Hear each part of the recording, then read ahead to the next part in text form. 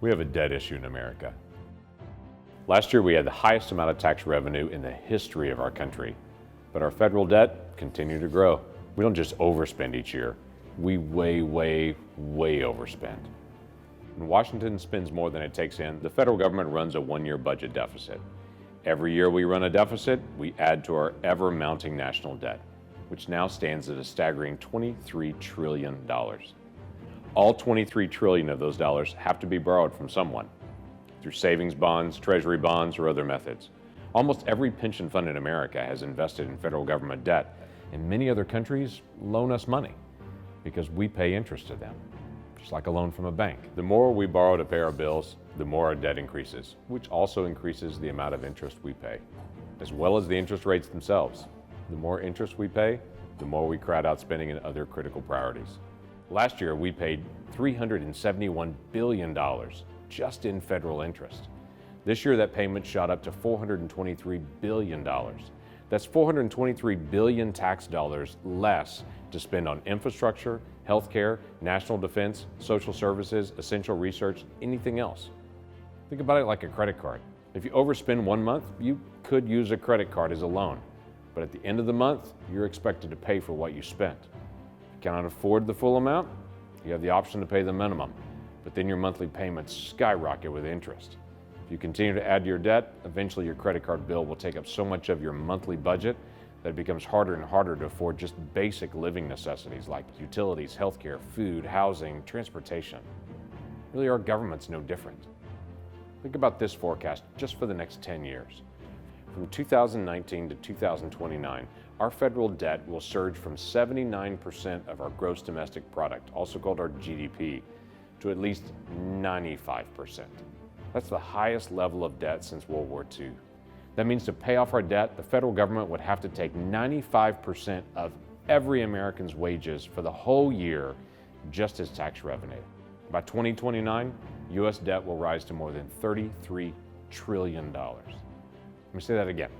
By the year 2029, our debt will rise to more than $33 trillion.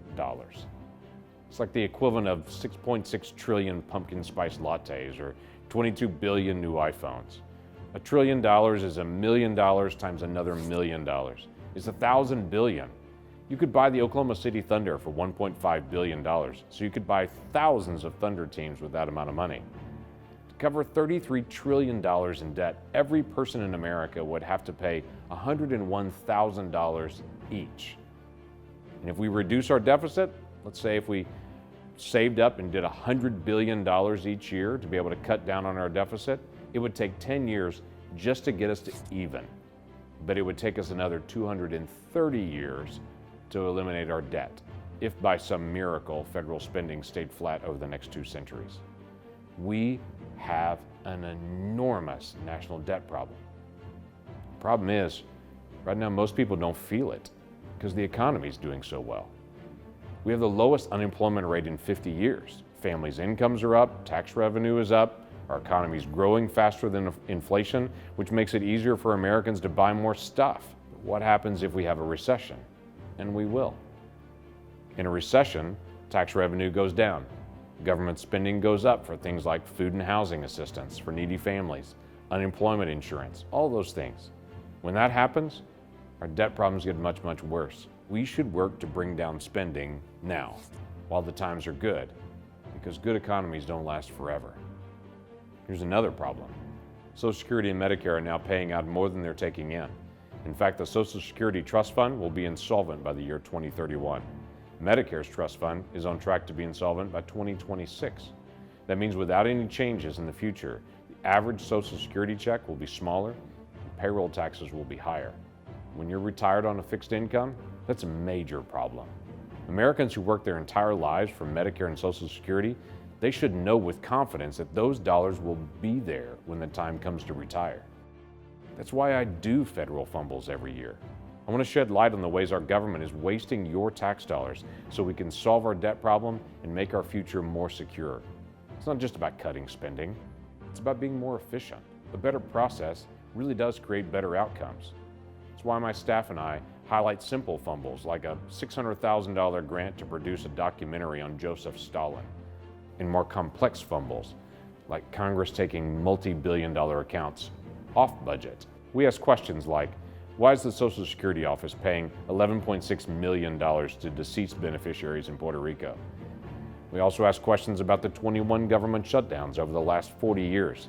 Each of them have wasted your tax dollars. We believe there is a solution to each of these problems. Solving our debt, it's not about one big thing.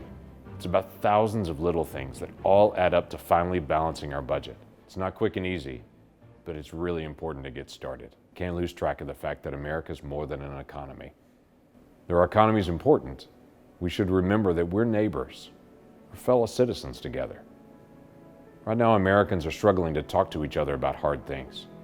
We're pushing each other into corners, labeling each other as those people, and ignoring neighbors just because we disagree. Social media has become a caustic battle zone, and people avoid other people just because of their views. And sometimes Americans try to silence other Americans just because they disagree. We all have strong opinions, but we can and should have honest conversations that don't lead to shouting and isolation. It should lead to respectful dialogue and solutions. Federal Fumbles is not a confrontation. It's an opportunity to start a conversation about our debt and our future together. If you wrote this report, you might highlight other areas of waste in the government or have other solutions. Bring your ideas. Then let's sit down and figure out how to solve this together. We're Americans. We do hard things, but we can't fix it until we all agree that it needs to be fixed and that we're the people to fix it.